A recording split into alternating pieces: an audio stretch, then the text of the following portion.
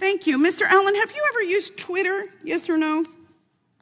I have utilized Twitter, yes. Okay, and is your account at Marcus A970-50645?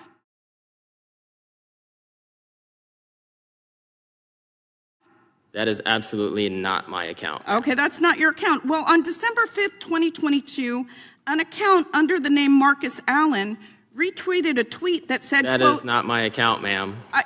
You haven't let me finish the question, sir. Might have been the football player. You haven't let me finish the question. And the time is mine. On December 5th, 2022, an account under the name of Marcus Allen retweeted a tweet that said, quote, Nancy Pelosi staged January 6th, retweet if you agree, end quote. Do you agree with that statement? Yes or no? That is, I don't, no ma'am. That's not my account at all. I'm asking whether you agree with that statement, yes or no? Can you please rephrase the statement? Yeah. Do you think the that gentlelady has Nancy Pelosi expired. Staged January 6th? I just want him to answer He'll answer. question. Yeah, he'll answer. I'm just telling you your time's up. Do you believe that Nancy Pelosi, do you agree with the statement that this person tweeted that Nancy Pelosi staged January 6th? Yes or no? No. Thank you. The FBI can extract whatever they want from me. I'm willing to bear that burden. I've sworn to defend this country from enemies, both foreign and domestic, even if that means sacrificing my life. I've lived that oath out since first enlisting in the Army, consistently saying, here am I, send me. In weaponized fashion, the FBI allowed me to accept orders to a new position halfway across the country. They allowed us to sell my family's home. They ordered me to report to the new unit when our youngest daughter was 2 weeks old. Then, on my first day on the new assignment, they suspended me, rendering my family homeless. They refused to release our goods, including our clothes, for weeks. All I wanted to do was serve my country by stopping bad guys and protecting the innocent. To my chagrin, bad guys have begun running parts of the government, making it difficult to continue to serve this nation and protect the innocent. But I, for one, will never stop trying, and I'll never forget my oath. Thank you. I would tell them I could take it to Congress for them, or I could put them in touch with Congress, but I would advise them not to do it. So you would legitimately try to protect one of your colleagues from doing what you have done? Absolutely. And how do you think that solves being able to shine light on corruption, weaponization, any kind of misconduct that exists with the American people? It doesn't solve it. But the FBI will crush you. This government will crush you and your family if you try to expose the truth about things that they are doing that are wrong. And we are all examples of that. Initiate a campaign of humiliation and intimidation to punish and pressure me to resign.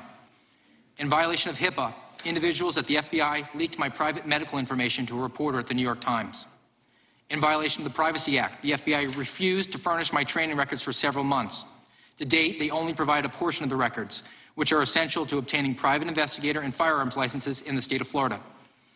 Even after releasing some of the records, the FBI refuses to confirm their legitimacy to the Florida Department of Agriculture, rendering the few documents they have provided practically useless. The FBI denied my request to seek outside employment in an obvious attempt to deprive me of the ability to support my family. Finally, the FBI Inspection Division imposed an illegal gag order in an attempt to prevent me from communicating with my family and attorneys. Working as an FBI special agent was my dream job.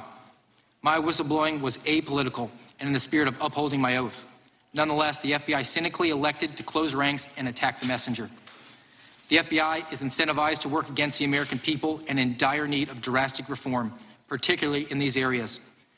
The integrated program management system incentivizes the use of inappropriate investigatory processes and tools to achieve arbitrary statistical accomplishments.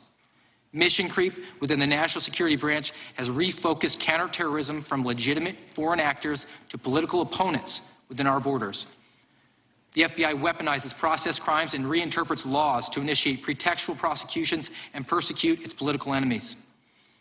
Bureau intelligence analysis capability increasingly dictates operations, turning the FBI into an intelligence agency with a law enforcement capability. Concerns about the current FBI. In particular, I am concerned, and I believe this committee should also be concerned about the FBI's use of the security clearance process to retaliate against whistleblowers. First, though, just so you know a little bit about me, I served honorably in the United States Marine Corps from 2000 to 2005. I was deployed to Kuwait and served 2 tours in Iraq and contributed to Operation Iraqi Freedom. During my deployments, I was exposed to live enemy fire on numerous occasions, even though I served primarily in analytical and intelligence roles. I was awarded the Navy and Marine Corps Commendation Medal and the Navy and Marine Corps Achievement Medal. I eventually joined the FBI and was Employee of the Year in 2019 in the Charlotte Field Office. As the holder of a top secret security clearance since 2001, I've been trusted with the nation's greatest secrets. So why am I here today? Despite my history of unblemished service to the United States, the FBI suspended my security clearance, accusing me of actually being disloyal to my country. This outrageous and insulting accusation is based on unsubstantiated accusations that I hold conspiratorial views regarding the events of January 6, 2021, and that I allegedly sympathize with criminal conduct. I do not. I was not in Washington, D.C. on January 6th, played no part in the events of January 6th, and I condemn all criminal activity that occurred. Instead, it appears that I was retaliated against because I forwarded information to my superiors and others that questioned the official narrative of the events of January 6th. As a result, I was accused of promoting conspiratorial views and unreliable information. Because I did this, the FBI questioned my allegiance to the United States. Since I was suspended, there's been a dearth of communication from the FBI, with interactions seemingly only being forced by actions from my counsel or members of Congress. For example, I was not even interviewed by anyone from the FBI until May of 2022. I was suspended in January of 2022. This interaction with the FBI happened on the heels of a public statement from a congressional member in early May of 2022. The member made statements indicating the FBI was conducting a purge of employees with conservative viewpoints. Within hours of the public statements, my counsel received a phone call from the FBI wanting to see if they could conduct an interview. I promptly complied and did an interview with investigators within a week. Throughout this ordeal, I and my counsel have responded quickly, whereas the FBI has only stonewalled. I have filed a federal civil rights lawsuit, which is pending, seeking to recover my livelihood and restore my good name. Recently, my counsel filed a whistleblower complaint with the Justice Department's Office of Inspector General. The complaint set forth retaliation through misuse of the security clearance process, as well as reprisal against me for making a protected disclosure. Interestingly enough, in the wake of filing the complaint, I received correspondence from the FBI indicating that my clearance had now been formally revoked. This occurred after filing my complaint with the IG. The new and baseless claims made in the letter had never been brought up prior to the issuance of the security clearance revocation letter. I have never had the opportunity to defend myself. I only had one interview with the FBI, which occurred a year ago after apparent prompting from Congress. In that interview, the investigators, towards the end of the interview, uttered in response to my exasperation, "Don't sue us."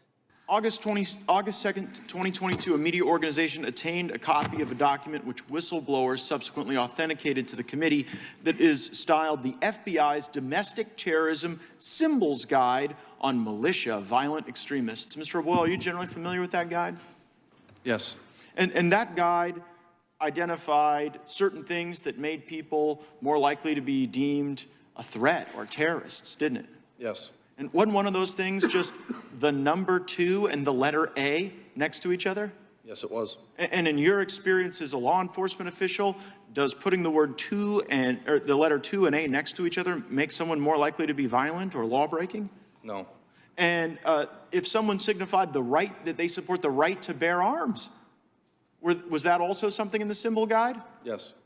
And how about, this one really got me, the Betsy Ross flag. Was the Betsy Ross flag in the terrorism symbol guide? It was. And what about the Betsy Ross flag makes someone more likely to be a violent extremist? I wish there was a reasonable explanation for that question. There isn't. And people blew the whistle and said, this stuff is crazy. Americans are being targeted. Mr. Friend, you ever been to a school board meeting? Yes, I have. FBI ever sent you to the parking lot of a school board meeting? Yes, they have. And in the parking lot of a school board meeting where the FBI sent you, you were taking down information regarding people's license plates. That's correct. Now, it wasn't the first time you'd been to a school board meeting, was it? No, I went on my own as a private citizen. As a parent. Yes. And so there you were. It must have been quite an interesting perspective. There you were taking down the information of people, parents attending school board meetings on behest of the FBI. And you had been one of those parents at a school board meeting. How did that feel? Well, after I attended privately, my colleagues teased me that they were probably going to start investigating me. You used to go after the worst of the worst, didn't you? Yes, I believe so. You went after people who looked at child porn, Yes. people who were sexually exploiting children. Yes. And then you were in the parking lot of a school board meeting, taking down the information of parents. What happened to the cases that you were working to protect our communities from the worst predators that exist? I was told they were not to be resourced, and then after I was suspended, they were handed off to local law enforcement. Are Republicans scared of giving us the information so that we can do our own due diligence on these conspiracy theories, these ideas that they want to put forward? Indeed, today's hearing will be more of the same. Perhaps they're too far gone to realize that, in fact, this hearing is evidence, as if we needed any more, that MAGA Republicans are a threat to the rule of law in America. It's my understanding that the minority in this committee under the rules is entitled to the same testimony, information, documents that the majority is entitled to. So, I mean, I'm not aware that you're able to withhold information from the minority that we would need to use to prepare for. When it comes to whistleblowers, you're not. And I would just remind the committee, remind everyone. Look, when it comes to whistleblowers, you are not. That's not right. It's shocking that the That gentleman. is not right. It's shocking In that fact, the gentleman. you talk so much about the Mr. Chairman, whistleblower and the impeachment. It's shocking that the gentleman from New York would say that we had. when you were part of an investigation with an anonymous whistleblower. We have. Chairman, these individuals Mr. Chairman, I haven't been declared can't hear whistleblowers. 5 people at once. Could we have regular Okay, order? Mr. Chairman, The chair recognizes it's. I'm inquiring, and I was not. And I've told you inquiring. that when it comes to whistleblowers, you are not entitled to it. That's These at the discretion of individuals- Mr. Allen. Mr. Chairman, these He individuals said have been determined he has not to be agreed to that. whistleblowers. These are not whistleblowers. They've been determined by the agency not to be whistleblowers. Are you deciding that they're whistleblowers? Yes, the law decides. Did you not listen to Mr. Levitt's testimony? Did you not read the law? The His law attorney decides is that they are asserting- whistleblowers. his attorney the is chair asserting that recognizes they are the gentlelady whistleblowers. from The New law York. has not The determined gentlelady that they from New are York has been whistleblowers. recognized. The law has not determined they are whistleblowers. His attorney is just asserting that. Back, the chair recognizes the gentlelady from California, Ms. Sanchez. Mr. Chair, just as a point of order, I understand, and we have been made aware from what you stated in your opening statement, as well as in a press conference earlier, that Mr. Allen did meet with you all and might have testimony that was transcribed. Neither, and I understand that he stated that he did not feel comfortable meeting with the Democrats. He's comfortable being here today in this open forum. We will be questioning him. Will you give us a copy of that testimony that was transcribed of your discussions with him? That'll be up to Mr. Allen. But you are in possession of them, aren't you? Sure are. So why would you not give them to us? Mr. Allen's a whistleblower and he didn't want that to happen. He didn't want, but he's comfortable here in open discussion with us today? Sure is. And you can ask him questions if you want. You don't share your information with the minority? Nope. The whistle. No, So you're not sharing information that you've obtained with the minority staff. Whistleblower saw what you did with Mr. Friend and others, the false information you gave the press, so much so that they had to issue corrections. The whistleblower doesn't We've decide seen- that. The committee decides it. And we've decided. And you've decided We've that you're decided not to going to have share. Mr. Allen is here. You can ask him questions, and we can talk about the testimony. But right now, you're not getting the testimony. Mr. Allen's here to testify. And you'll give us the testimony when? After he's left, or at no point in time, or when will we have that? That's only for the Republicans. Is that what you're saying? Mr. Chairman, the gentlelady did not state a point of order. The point of order was, is will out of he be order. giving us the testimony of the witness that is here before us, and that you have information of Chairman, I asked that you for- are not sharing with Mr. the Chairman, Democrats? I move that I was indulging the ranking member. The gentleman from California is right. She's not stated a point of order. The 5-minute questioning So the time point of belongs to order is Ms. I would like Sanchez. the testimony. I move that you give us the testimony of the individual. Move to that is table. here. There's a motion been made. It's been moved to table. Chair, we will call.